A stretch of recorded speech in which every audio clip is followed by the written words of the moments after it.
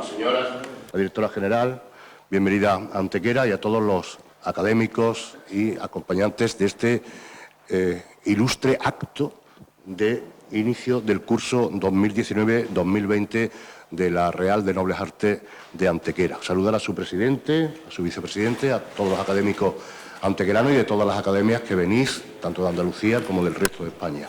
Y un saludo especialísimo y cariñosísimo a la figura que hoy nos va a deleitar con su verbo, a don Ramón Tamames, que es una parte viva, latente y presente de la historia de nuestra querida España. Y es un honor, querido profesor, tenerlo aquí en el Salón de Pleno, tenerlo aquí en Antequera con todos nosotros. La Real Academia de Nobles Artes de Antequera es una de las institución predilecta de la ciudad de Antequera desde el pasado septiembre y una de las instituciones que más predilección tiene en nuestra ciudad. ¿Por qué? Porque rememora lo que la Antequera es y lo que la Antequera fue. La Antequera milenaria, la Antequera del siglo de oro, la Antequera del siglo XX y del actual siglo XXI, del siglo XVIII cuando fue su fundación. Y quiere rememorar, y lo logra, no les quepa a ustedes la menor duda, esos años de gloria en torno a la cultura, en torno a la investigación, en torno a todo lo que significa la preservación de nuestros valores históricos, patrimoniales, artísticos, en todo el amplísimo abanico de las artes en nuestra ciudad. Bienvenidos todos, es un honor para mí y para mi compañera concejal, en este caso de Educación, ¿verdad, Sara? Pues el acogeros en el Salón Noble del excelentísimo Ayuntamiento de Antequera. Muchísimas gracias a todos por su asistencia y felicidades a la Academia por este nuevo acto inaugural de un nuevo curso. Gracias.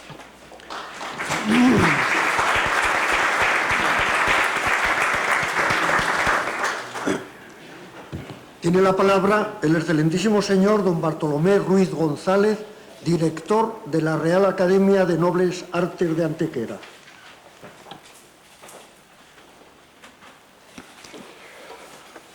Alcalde de Antequera, directora general de Universidades de la Junta de Andalucía, presidente del Instituto de Academias de Andalucía, presidentes, directoras y directores de las academias y reales academias de Andalucía, académicas y académicos, dignísimas autoridades, señoras y señores. Quisiera ante todo expresar nuestro agradecimiento al presidente del Instituto de Academias de Andalucía, el excelentísimo señor don Benito Valdés Castrillón, por la decisión de celebrar nuevamente este solemne acto en nuestra ciudad. Agradecimiento igualmente por contar con nuestra Academia para su Junta de Gobierno, con la incorporación de nuestro vicedirector, el excelentísimo señor don José Escalante Jiménez, como secretario general del Instituto. Igualmente quiero mostrar mi satisfacción y reconocimiento al excelentísimo señor don Ramón Tamames Gómez, académico de número de la Real Academia de Ciencias Morales y Políticas, por su presencia hoy aquí para pronunciar la lección inaugural del curso académico 2019-2020. A mediados del año 2007, José Antonio Muñoz Rojas activó la reconstitución de la Academia de Nobles Artes de 1789. A su convocatoria acudieron un grupo de antequeranas y antequeranos y un número elevado de representantes del mundo de las ciencias, las artes y las letras procedentes de otros puntos de Andalucía y del resto de España. Su autoritas fue decisiva para recibir finalmente el reconocimiento por el Consejo de Gobierno de la Junta de Andalucía en 2009.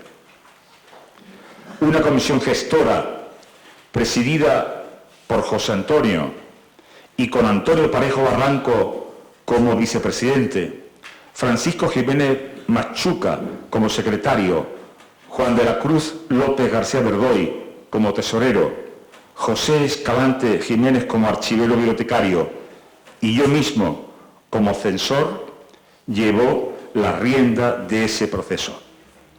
Pronto se incorporarían para organizar las acciones Margarita Sánchez Romero, Dolores Herrero del Pino y Carmen Rivas Ressel.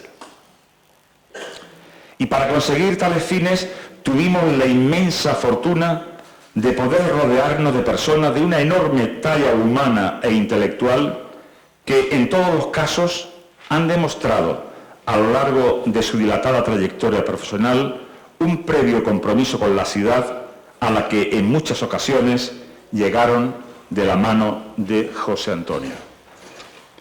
Así, la Academia quedó constituida por 40 académicas y académicos de número y organizada en 3 secciones de Ciencias, Artes y Letras y creadas a tales efectos las cátedras de Plácido Fernández Viagas, José María Fernández Rodríguez y José Antonio Muñoz Rojas, respectivamente.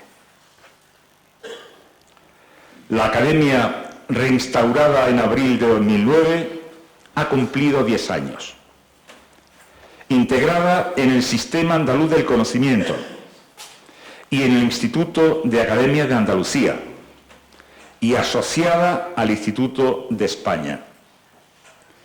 El día 15 de enero de 2010 recibió el título de Real otorgado por Su Majestad el Rey Juan Carlos I y el día 16 de septiembre de este año el título de Institución Predilecta de la mano del ilustrísimo señor alcalde de la ciudad.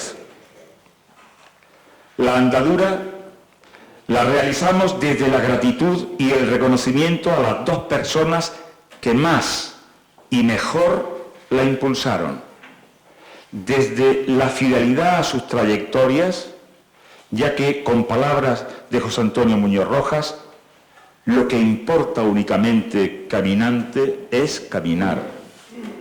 Caminar siempre de frente, sin mirar lo que tuvimos delante o lo que está por andar. Las Reales Academias, surgidas del espíritu de la Ilustración y amparadas por la Corona, empezaron a constituirse en España en el siglo XVIII como centro de cultivo del saber y de difusión del conocimiento. Han sido y siguen siendo las entidades que representan la excelencia en los diversos campos de las letras, las artes y las ciencias, bajo el alto patronazgo de Su Majestad el Rey, tal como establece el artículo 62J de nuestra Constitución. En la época actual, esos valores justifican que las Reales Academias sigan siendo centros de pensamiento, de cultura y de investigación avanzada que aporten luz sobre los complejos problemas de nuestro tiempo. El Estatuto de Autonomía para Andalucía recoge la competencia sobre las academias radicadas en la comunidad. Así, el Parlamento, mediante ley, creó el Instituto de Academias para la coordinación de las funciones que deban ejercer en común. Por otro lado, la Ley Andaluza de la Ciencia y el Conocimiento contempla las academias como agentes del Sistema Andaluz de Conocimiento y establece que tienen como finalidad fundamentalmente el fomento de la investigación, el desarrollo y la innovación y específicamente la promoción de la divulgación del conocimiento en cualquiera de sus formas.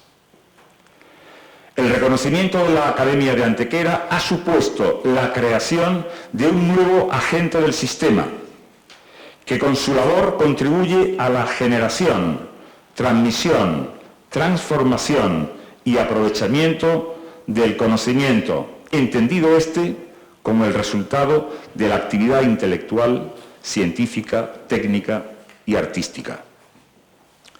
Nuestra Academia ha recuperado un palacio en ruinas para la sede académica y de su biblioteca general de más de 70.000 volúmenes, gracias al apoyo de nuestro ayuntamiento para llevar a cabo las labores de rehabilitación del inmueble y a los académicos que han donado los fondos bibliográficos.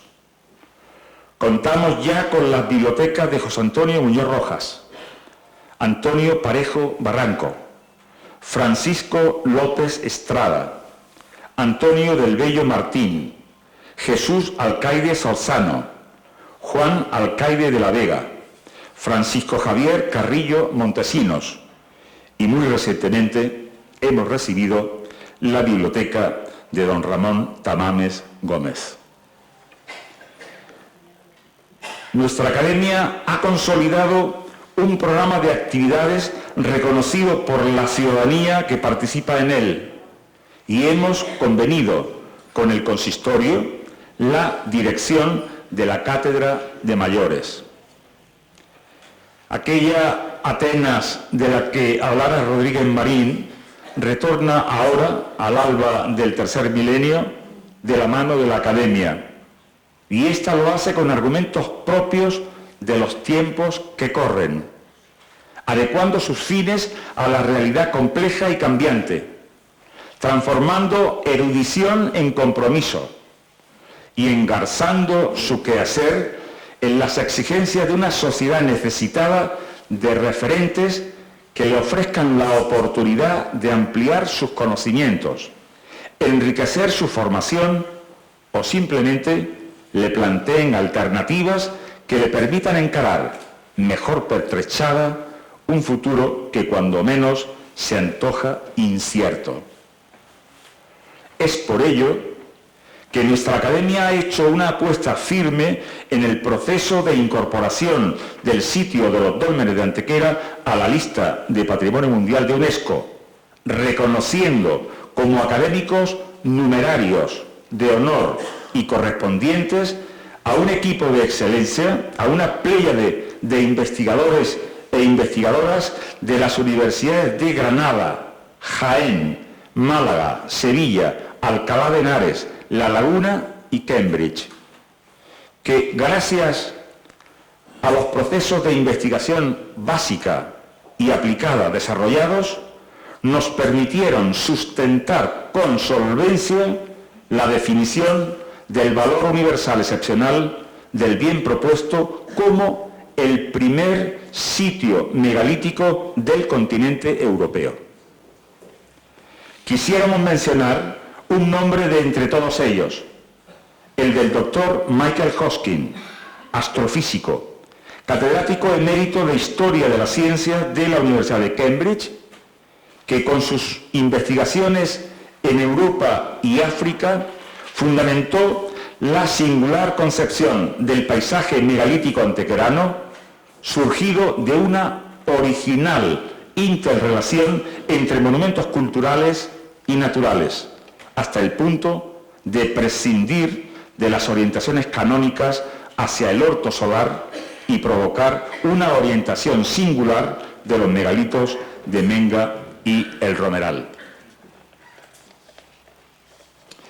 Y para concluir, los ineludibles agradecimientos al Consejo de Gobierno de la Junta de Andalucía por la subvención anual para el desarrollo del programa de actividades, al excelentísimo Ayuntamiento de Antequera, que desde el primer momento nos prestó su apoyo, la subvención para la rehabilitación del Palacio de los Laude, sede de la Real Academia, a los patrocinadores y mecenas de la Academia que están posibilitando el desarrollo de programas específicos, a la Cooperativa Olivarera de los Remedios, la edición de nuestra revista de estudios antequeranos, a El Corte Inglés, su contribución al desarrollo de los cursos de la Academia en la sede del ámbito cultural en Málaga.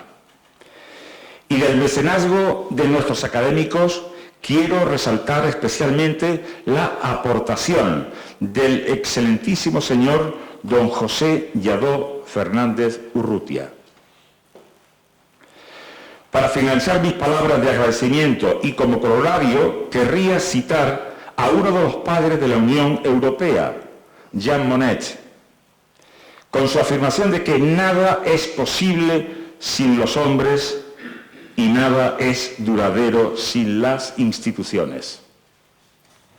Gracias, querido alcalde, por fijar la mirada en la institución con el claro deseo de perdurabilidad para nuestra real y predilecta Academia de Nobles Artes de Antequera. Muchas gracias.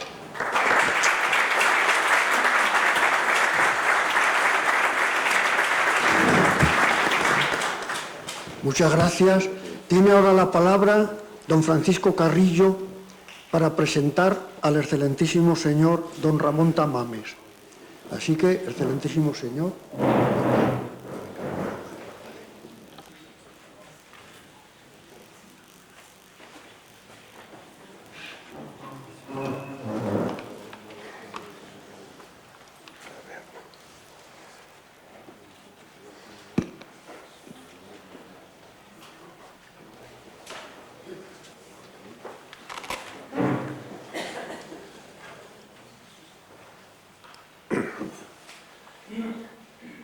Señor alcalde del excelentísimo Ayuntamiento de Antequera, señora directora general de Universidades de la Junta de Andalucía,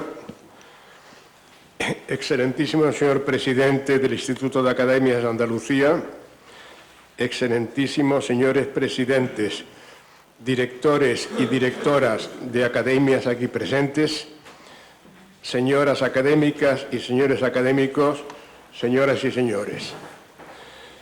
Presentar al excelentísimo señor don Ramón Tamames, académico de número de la Real Academia de Ciencias Morales y Políticas, académico correspondiente de la Real Academia de Bellas Artes de San Telmo, maestro de maestros de la ciencia económica y tratadista en profundidad de temas que reclaman una atención particular de la opinión pública, constituye para mí una gran satisfacción intelectual al tiempo que un desafío. Máxime si media una amistad personal que espero no dañe la debida objetividad de esta introducción. Resumir el intenso y prolífico itinerario del profesor Tamames en el tiempo que me ha sido asignado es sencillamente imposible.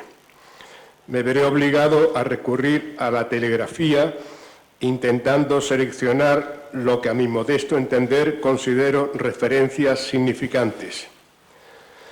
Mi trabajo se complica sobremanera al tener que dedicar mi síntesis a uno de los más destacados humanistas supervivientes en la actual España. La economía para el profesor Tamames fue el pretexto para ampliar el arco de conocimiento y estar a la escucha atenta de la evolución de las sociedades en sus diversas etapas. También lo fue para sus alumnos, epígonos y lectores que de la mano de su estructura económica nos iniciamos en el conocimiento de la realidad de España, de su evolución en momentos en que la gran mayoría era profana en globalización, prima de riesgo, rescates y hombres de negro, que un día efectivamente llegaron a España en misión del Banco Internacional de Reconstrucción y Fomento, el Banco Mundial, cuyo informe fue transmitido al Gobierno de España el 3 de agosto de 1962.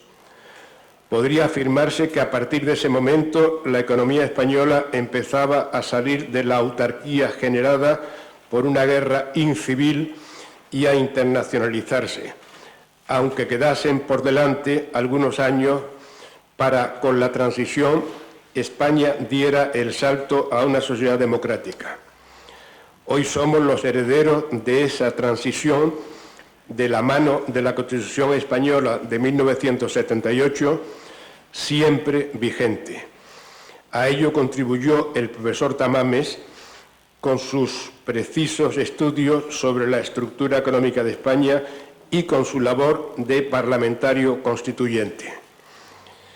Tras su juventud en el Liceo Francés de Madrid, en donde se transmitía Vientos de Libertad, había pasado por las facultades de Económicas y de Derecho, con ampliación de estudios en el Instituto de Estudios Políticos y en la London School of Economics, y accedió por oposición en 1957 a los cuerpos de élite de técnico comercial y de economista del Estado.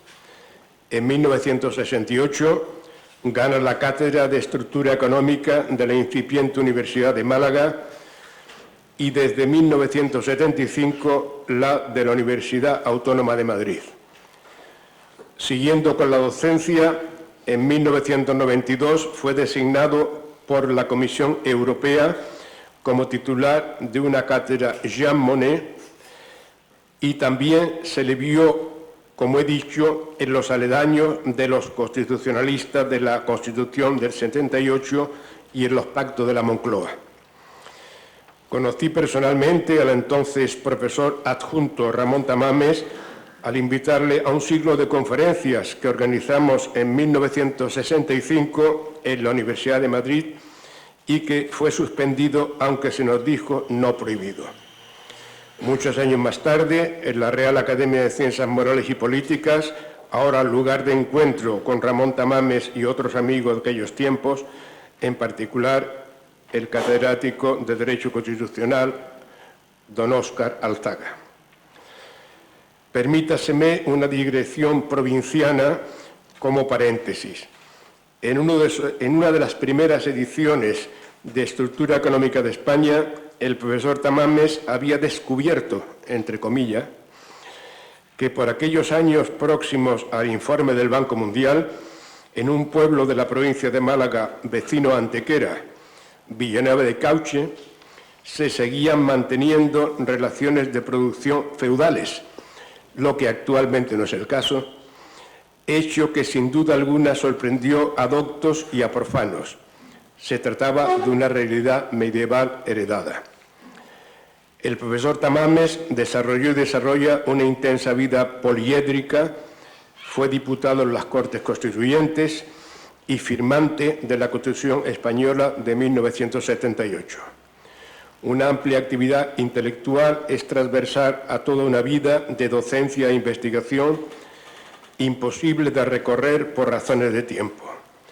Baste con reiterar las numerosas ediciones de Estructura Económica, libro que inició a muchos lectores en la realidad económica de nuestro país. A su actividad docente acompañó una importante colaboración en prensa escrita y en radio y televisión, como las revistas Triunfo y Cuadernos para el Diálogo, en donde coincidimos, El País, del que fue fundador, Diario Madrid, Diario 16, ABC, El Mundo, Cadena COPE, Onda Cero, etc., manteniendo en la actualidad una colaboración regular en el digital república.com. El profesor Tamames es Premio Jaime I de Economía, ingeniero de montes e ingeniero agrónomo de honor en la Universidad Politécnica de Madrid, y en 2003 se le concedió el Premio Nacional de Economía y Medio Ambiente, siendo doctor honoris causa o profesor ad honorem de varias universidades. Ha desarrollado una importante actividad internacional, desempeñando la Cátedra de Economía Española en la Sorbona de París y dictando conferencias en Harvard, Bruselas, London School of Economics, Berlín, Caracas, México, Bogotá, Lima, Argel, Sao Paulo, etc., habiendo sido profesor visitante en China y en Malasia. En la década de los 70 asesoró el Plan Estratégico de Desarrollo de Panamá, lo que sin duda le facilitó sus conocimientos sobre la historia de América, sin olvidar el prestigioso Colegio de México y el Fondo de Cultura Económica, que fueron fundados por intelectuales españoles exiliados en ese país.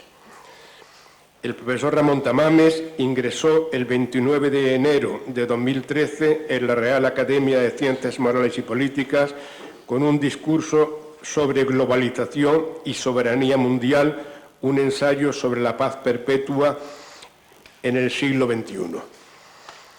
La sesión fue presidida por Su Majestad la Reina, doña Sofía.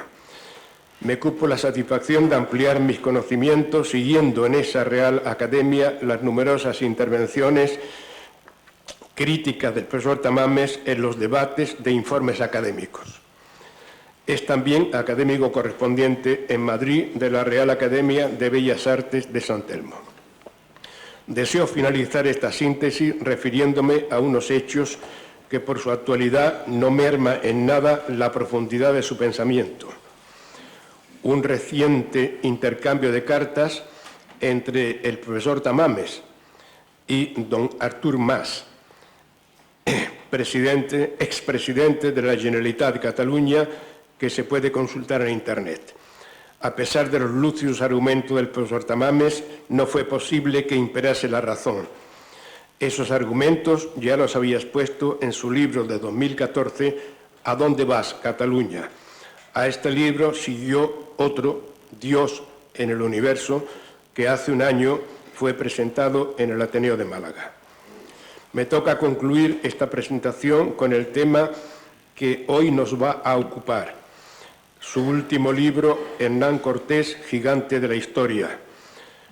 De mi lectura de este libro, dotado de un sólido aparato crítico y de una extensa bibliografía, llegué a la conclusión de que en él se contienen argumentos de fondo para poner fin a una leyenda negra y para abrir también sólidas perspectivas para un consenso diplomático tras 500 años con sus luces y sus sombras.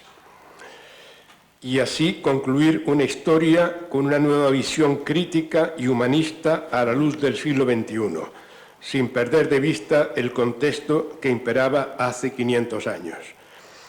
No es de recibo, como ha solicitado el actual presidente de México, aunque otros puedan pensar de manera diferente, que España y la Iglesia Católica deban pedir perdón por hechos que acontecieron hace 500 años. Y mucho menos, en palabras del mismo presidente, que se atribuya el origen de la corrupción en México actual a la conquista de Hernán Cortés. Modalidad absurda y fuera de contexto para intentar justificar lo injustificable de la contemporánea corrupción. El mestizaje que se dio y la lengua de comunicación que se difundió y se perpetúa hasta nuestros días, así como las instituciones políticas, sociales y educativas que se crearon en esa remota etapa, podrían ser los principales fundamentos para cerrar este largo periodo. Entre lo que fue Nueva España, hoy México y el Reino de España. Sin olvidar, termino, la destacada contribución del reciente exilio español a la contribución del México moderno, con una población india en situación de descarte y desigualdad estructural no corregida ni superada con la independencia. Muchas gracias.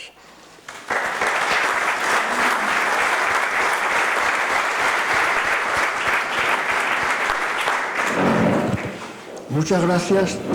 Tiene ahora la palabra el excelentísimo señor don Ramón Tamames, quien pronunciará la conferencia de apertura de curso Hernán Cortés, Gigante de la Historia, 500 años desde 1519. Tiene la palabra. Y muchísimas gracias, excelentísimo señor don Francisco Carrillo, por la presentación.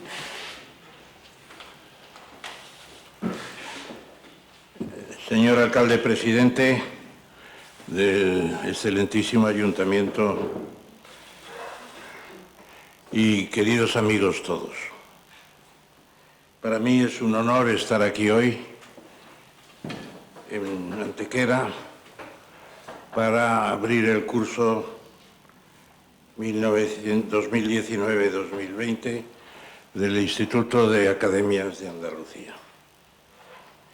Verdaderamente siento por Antequera una especie de delectación especial, sobre todo después de venir esta mañana de mi segunda visita al Torcal maravilloso, enterarme de que, no lo sabía, una de las primeras presencias para enaltecer este monumento de la naturaleza se debe a Hugo Obermayer, que estudiábamos en ese liceo francés, bachillerato español, que se llamaba, en prehistoria de los años 30, cuando don Hugo vino por aquí a plantear unas primeras líneas directrices, precursoras de lo que fue después la denominación de Monumento de la Humanidad por la UNESCO, que ha representado tan activamente y ha trabajado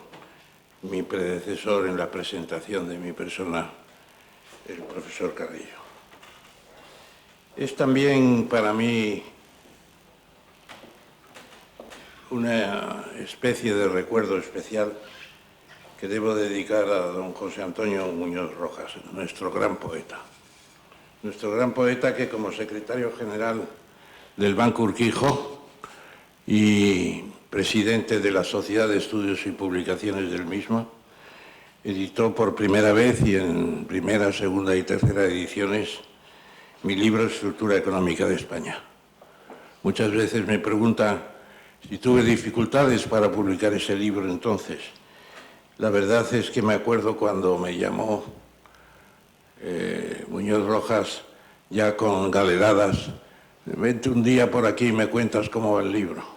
Empezó a pasar páginas, y llegó a una zona que decía la reforma agraria.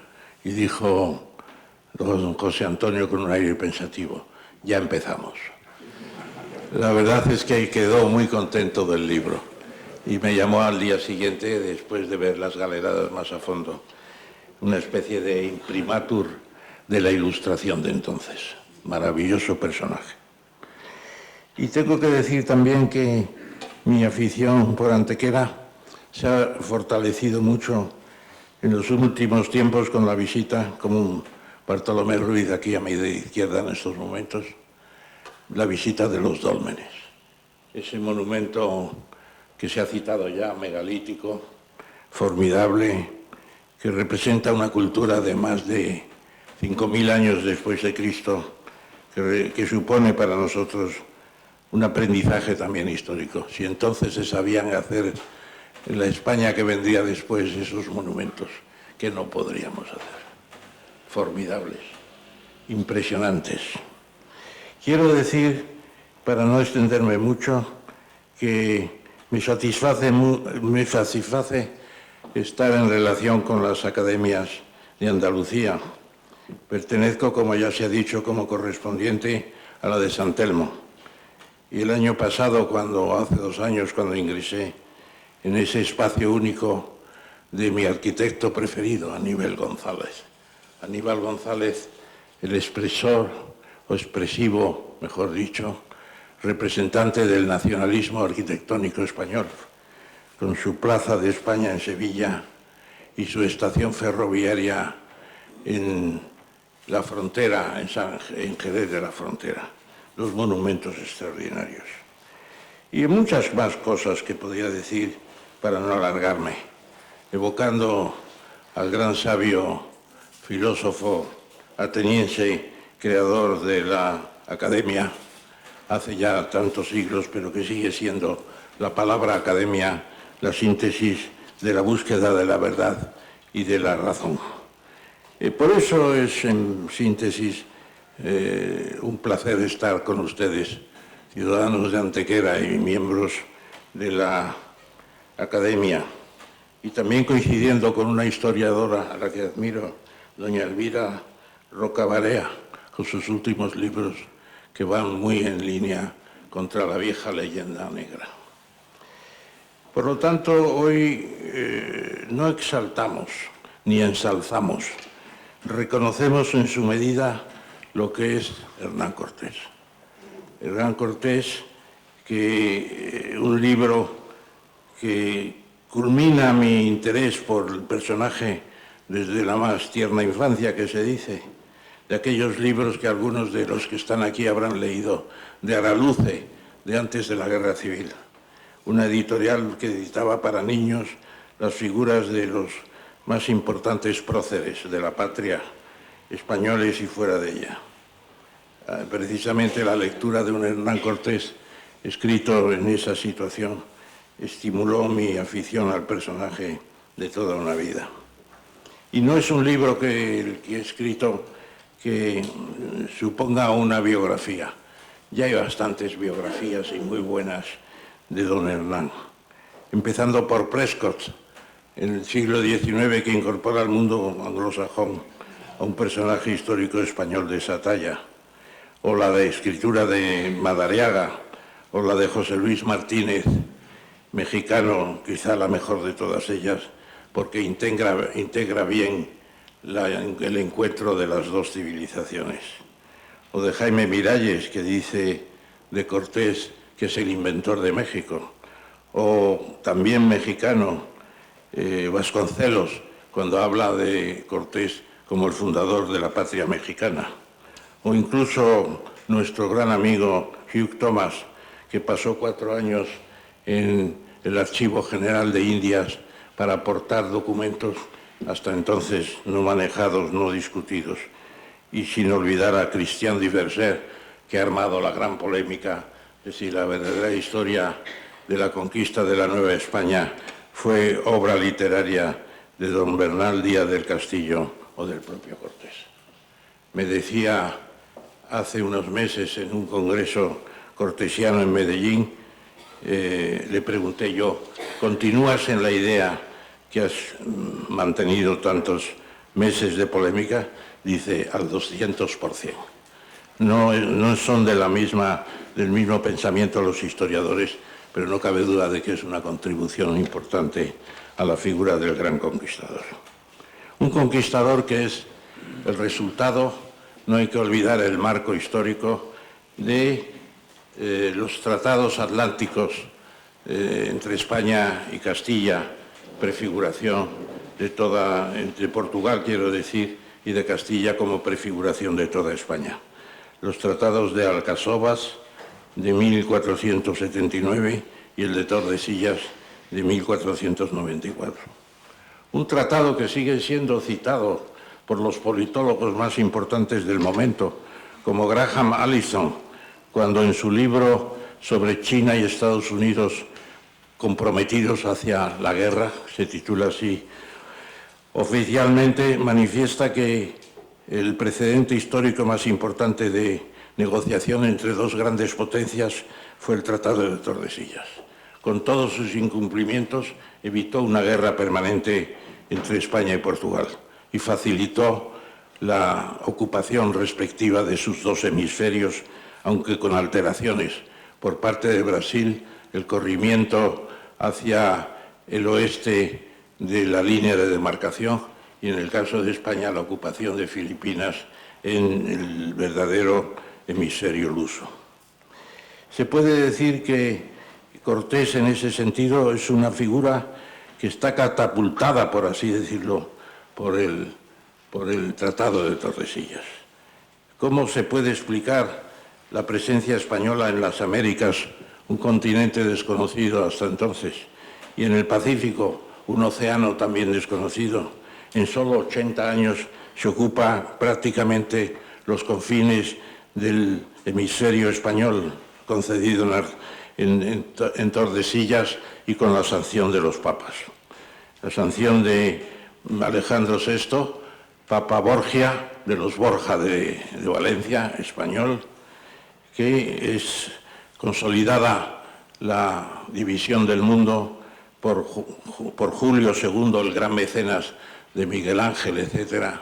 Y en esa consumación es cuando Francisco I de Francia dice aquello: ¿en qué testamento de Adán se dijo que el mundo se repartiría entre dos países y que uno de ellos no fuera Francia? Se puede decir que ese personaje surgido de una especie de consigna o una mantra, como se diría ahora, de conquistad, evangelizar, colonizar e introducir la lengua, es el sentido de Tordesillas. Realmente aquello no sucedió ni por casualidad, ni caímos del cielo nuestros ancestros allí, sino que es el resultado de una negociación adelantada de los dos países ibéricos. Se puede decir que, navegando de La Habana a Veracruz, para no detenerme demasiado, entrando ya en el terreno del Imperio México, en el Imperio Azteca, en sus aledaños y la llegada a Tenochtitlán, el 8 de noviembre de 1519, hace 500 años, yo conmemoraba, en cierto modo lo trataba de conmemorar, en la tercera de ABC de ese día, los 500 años. Eso fue una proeza de por sí, la llegada a Tenochtitlán, una ciudad maravillosa, lacustre, mayor que Granada y que Valladolid, decía Cortés, una ciudad perfectamente organizada, con sus abastecimientos, sus sistemas de transportes, sus palacios impresionantes en los cuales fue alojado Cortés durante los 8 meses de paz que tuvo con Moctezuma. Y no se ha estudiado suficientemente ese periodo en el que se podía haber conjugado pacíficamente dos civilizaciones. Pero también hay que pensar que la guerra total era inevitable. No podían los mexicas aceptar una invasión así, ni los españoles podían volverse a Cuba con el sentimiento del fracaso.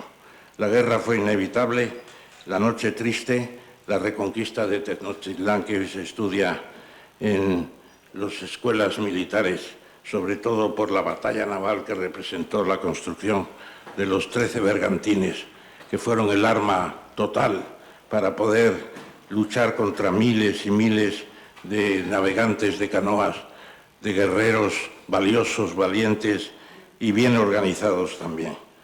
Cuauhtémoc era, al fin y al cabo, el Tetlaoni, el emperador que había heredado ya en segunda instancia a Moctezuma, porque entre medias estuvo el emperador que murió en pocos días víctima de una de las oleadas de las invasiones microbianas y de las bacterias que colapsaron la población de México, que no fue un genocidio nunca, en absoluto, porque Cortés quiso cambiar además el modelo demográfico que había habido en los Caribes por un modelo neográfico de reforzamiento del mestizaje, etcétera, etcétera. Todo eso es parte de la historia. A partir de la victoria de Tenochtitlán y de la nueva colaboración con el emperador mexica Cuauhtémoc durante 4 años, que se olvidan a veces, hasta que finalmente acaba su vida de una manera violenta en el extraño viaje a las Igueras del propio Cortés. Pero son 4 años de construcción de un Estado que ya entonces era como 4 veces España, con una población seguramente más del doble. Época de desarrollo de caminos, de puertos, de construcción de monasterios, de hospitales, de colegios para nativos y españoles, incluso un colegio para los nobles aztecas, en donde solamente se hablaba en latín y en náhuatl, evitando el español, pensando en una especie de universalización de los mexicanos con el idioma más importante de entonces, que era el propio latín. Es la época extraordinaria de Cortés, y se puede decir que esa época la convive con los coetáneos como Carlos V, con su desconfianza para darle la primera vez ser virrey de México, de la Nueva España, pensando que era demasiado inteligente y demasiado ambicioso. O la situación en que se crea el mestizaje a partir precisamente del propio Cortés con Malinche, su primera lengua, su primera intérprete, junto con Aguilar, en un fenómeno extraordinario de interpretación, como ustedes saben. Es todo un modelo en la historia a desencriptar del Imperio Español en América y el Océano Pacífico. A veces se olvida que Cortés es también el modelo no solamente de la conquista, sino de la exploración del gran océano en la que empeñó muchos años de su vida con navegaciones arriesgadas.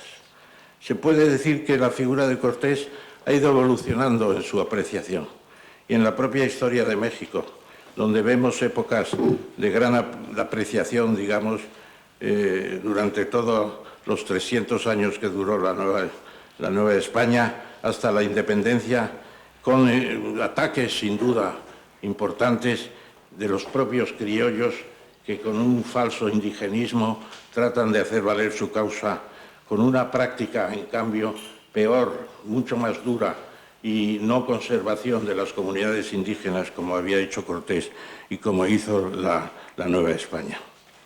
Es muy largo todo ese proceso, pero podríamos sintetizar la figura de quizá el español más ilustre del siglo XVI como un personaje poliédrico que empieza por ser un gran empresario. En contra de lo que dice el presidente de México, López Obrador, no es el origen de la corrupción de México, entre otras cosas porque México no existía. Existía la zona de la Anahuac, con los mexicas, con los aztecas, que se llaman posteriormente en su faceta más imperial, pero no había una conciencia de México ni cosa parecida. 38 señoríos dependían directamente de Moctezuma, pero había zonas absolutamente entre una costa y otra de enemigos de los propios aztecas, a los que Cortés con ellos negocia con las naciones originarias indias para atacar a los más odiados de esas naciones, que son la triple alianza que tienen los mexicas en torno al lago de Texcoco. Se puede decir que es un gran empresario porque financia su propia expedición. Esto le duele quizá al presidente de México, una buena organización económica. Primero, hipotecando sus bienes, aportando su patrimonio a la construcción de 11 naves, de habituallarlas, de contratar a algo más de 400 españoles, a centenares de indios taínos del Caribe que acudieron con ellos, la fundación de Veracruz, y allí la constitución del Cabildo, que es el que es como soberano, entidad soberana, que se dedica primero de todo a manifestar su lealtad al rey emperador Carlos I y V. Se puede decir que lo que hace es montar el dispositivo a la vista de que no tiene las capitulaciones ordinarias como consecuencia de su separación de ideas con el gobernador de Cuba entonces, Diego de Velázquez Cuéllar. Tienen visiones distintas. Cortés quiere colonizar, quiere poblar, quiere configurar una parte del imperio español en América, es en ese sentido un modelo, mientras que lo que quería Velázquez era simplemente negociar para conseguir oro, capturar esclavos para proveer mano de obra en una zona de demografía decadente ya de los taínos, etcétera, etcétera, empresas completamente distintas. Y él consagra ese modelo de manera inteligente con la Carta del Cabildo para crear un órgano soberano que le nombre capitán general y después, naturalmente, también el sistema de enviar un tesoro ya a Carlos a las Cortes de Coruña y de Santiago de Compostela antes de ir a Alemania, y con ese tesoro en gran parte se financia los préstamos anteriores conseguidos por Cortés para sobornar, es la palabra, a los 7 electores que le habían elegido emperador de Alemania. Por lo tanto, el papel de empresario es evidente. Soldado valiente nadie lo discute. La batalla de Otumba, después de la Noche Triste, es la recuperación de la confianza en sí mismos de los españoles que ya no piensan volver a Cuba. Después es un gran estratega. La batalla de Tenochtitlán, lo he dicho antes, está enseñándose en muchas academias militares y se puede decir que además es un gran diplomático por su negociación con los toconecas, los tlaxcaltecas, los cholutecas, todas las naciones originarias en torno a la náhuatl, donde están los mexicas o aztecas. Un gran negociador frente a una potencia central que no solamente impone tributos, sino también la entrega de doncellas y de mancebos para su sacrificio y sistema caníbal que ustedes conocen, hecho desde la altura de los templos más importantes de Tenochtitlán y sus alrededores. Es también un gran estadista. En poco tiempo construye un Estado, no sé si lo dije ya, más del doble que 4 veces España en extensión y seguramente doble en población. Es la Nueva España y el título se le ocurre a él cuando España es todavía una vaguedad, en el sentido de que siguen siendo los reinos de la Corona de Castilla, de Aragón, de Navarra, de Granada, etc. Y un gran escritor. Sus cartas de relación al rey emperador son únicas y la primera fuente de información sobre lo que vendrá después de la labor ingente de los cronistas de Indias, de Bernal Díaz del Castillo, etcétera, etcétera. Hoy se puede decir que no conmemoramos el 5º aniversario. No hay ningún órgano oficial español que se dedique a conmemorar esto, a pesar de que México, con sus casi 130 millones de pobladores, es el primer país hispanohablante. Ayer estaba en Salamanca en la imposición del doctorado honoris causa a Santiago Muñoz Machado, director de la Real Academia Española, y precisamente la importancia del idioma para nosotros. Es el principal activo que tenemos en todo el mundo, la segunda área idiomática en franca expansión, además, entrando en países que no son ibéricos en el sentido, o hispanos en el sentido más estricto, como son Estados Unidos, segundo país hispanohablante después de México, y los propios estados brasileños, donde en 20 y tantos estados el español es lengua segunda en la enseñanza y en el aprendizaje extensivo. No hay ningún órgano para conmemorar ese aniversario, extrañamente después de una visita del presidente del Gobierno a López Obrador, de la que no salió nada, sino la decisión de que, siendo un personaje controvertido, es mejor no hablar demasiado de Cortés. Tenemos que levantarnos un poco contra esa decisión y considerar que fue un español inteligente, un defensor de los indios después de haber conseguido la victoria y un gran consolidador de una presencia continental que Fernando el Católico valoraba como nadie. Decía, estas Indias de las ínsulas de Cuba y de la Española son demasiado costosas. Si no pasamos al otro océano, que ya descubierto por Laurent en 1513, y entramos en las islas de la especiería, tendremos que abandonar esa conquista. Habría sido verdaderamente dramático abandonar lo que fue la mayor empresa de España en todos los siglos. Hoy estamos en la polémica, seguimos en la polémica.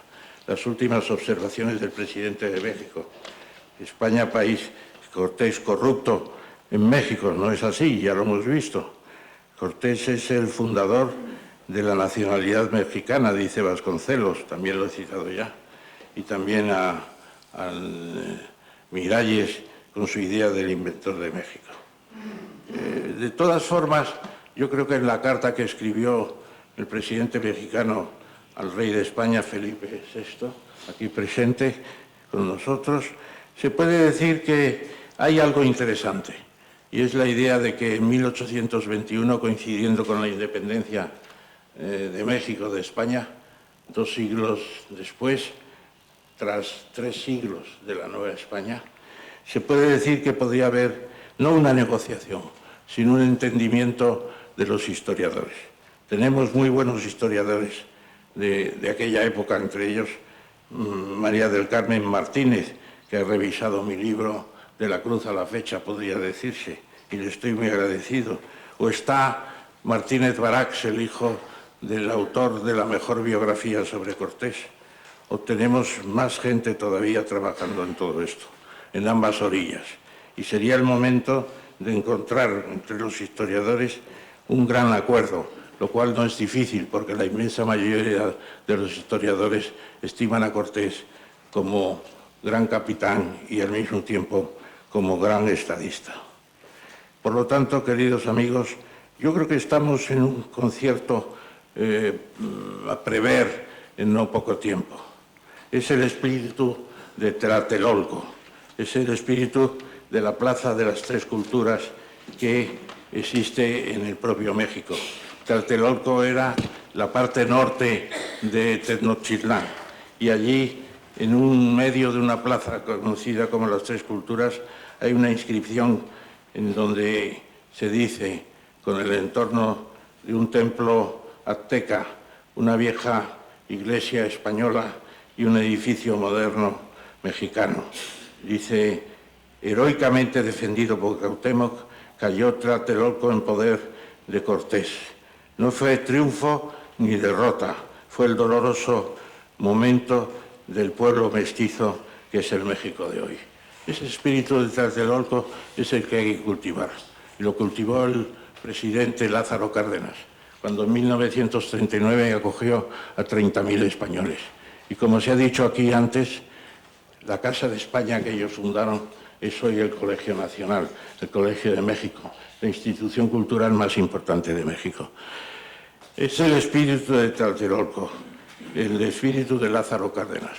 También un monumento, el paso de Cortés entre los volcanes, desde donde ya se avista Tenochtitlán, el México actual, expandido en límites casi inconcebibles.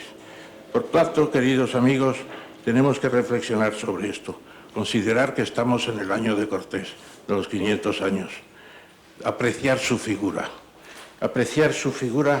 como está haciendo recientemente dos intentos de series de televisión, una de Onza Producciones en España, con un célebre actor Jaenana, me parece es el nombre, no sé si lo digo acertadamente, que ha hecho declaraciones últimamente extraordinarias sobre el papel y la figura de Cortés en México.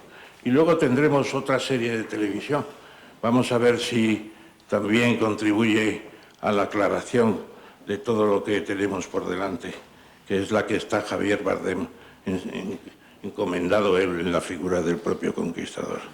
Por lo tanto, tenemos que pensar en el año de Cortés como la recuperación de un espíritu de empresa inigualable, de un emprendimiento valeroso, de una especie de... Si ellos eran considerados con la leyenda de Quetzalcóatl como los enviados de una divinidad azteca que iba a destruir a los propios mexicas, es lo que pensaba Moctezuma, y gracias a eso fueron posibles los primeros 8 meses de paz, que también era cierto que el propio Cortés llegaba con una misión especial, ensalzada en el Tratado de Tordesillas y por el Papa Alejandro VI. Primero, evangelizar, después conquistar. La realidad fue la inversa, inevitablemente. Pero no cabe duda de que en Cortés podemos tener la inspiración no solamente de la grandeza del idioma y de la grandeza de los impulsos de los mejores hijos que tuvo España en aquella época. También tenemos mucho que aprender hoy, como aprenden en las escuelas de negocios con la figura de Cortés, con la idea de que quizá fue el más inteligente de los españoles, no solo del siglo XV, siglo XVI, sino también de mucho más tiempo. Muchas gracias. Ahora yo comento.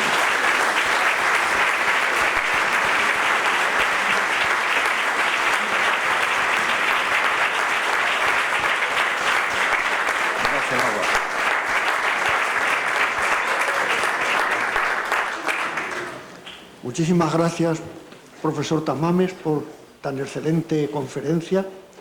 Tiene ahora la palabra el excelentísimo señor don José Escalante Jiménez, secretario general en funciones del Instituto de Academias de Andalucía, quien leerá la memoria del curso 2018-2019.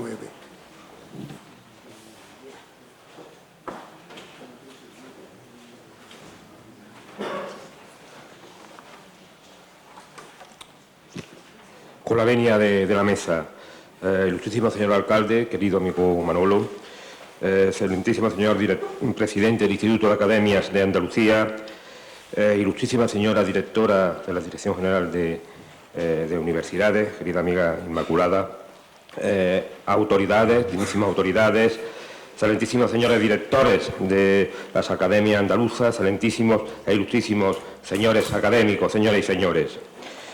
De forma resumida, las actividades realizadas a lo largo del curso 2018-2019 fueron las siguientes.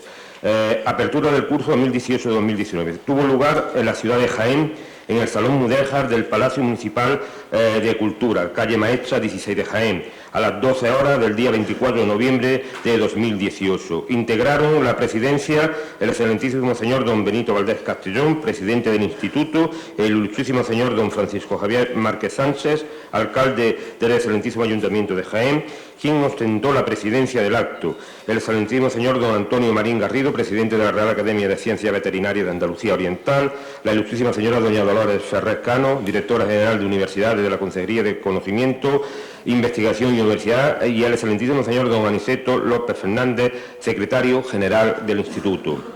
Un recital del grupo Baraca Project sobre textos y música de Jaén sirvió de introducción al acto, que fue abierto por el señor presidente del Instituto, quien dio la palabra a don Francisco Javier Márquez, que en nombre de la ciudad pronunció unas palabras de bienvenida, haciendo destacar diversos aspectos de la historia de la ciudad de Jaén. A continuación, se dirigió a los asistentes doña Dolores Ferrer, quien destacó el papel de las academias en la difusión del conocimiento. Seguidamente, don Aniceto López dio lectura a la memoria del curso académico 2017-2018. Intervino a continuación don Antonio Marín, quien dio la bienvenida a los presidentes y directores de las academias, a los académicos participantes y a los acompañantes, y presentó al conferenciante el profesor don José Juan Gazorio Martínez, catedrático de Inmunología de la Universidad de Jaén, quien pronunció el discurso de apertura de curso titulado Anotaciones sobre el olivo en Jaén, que fue muy aplaudido.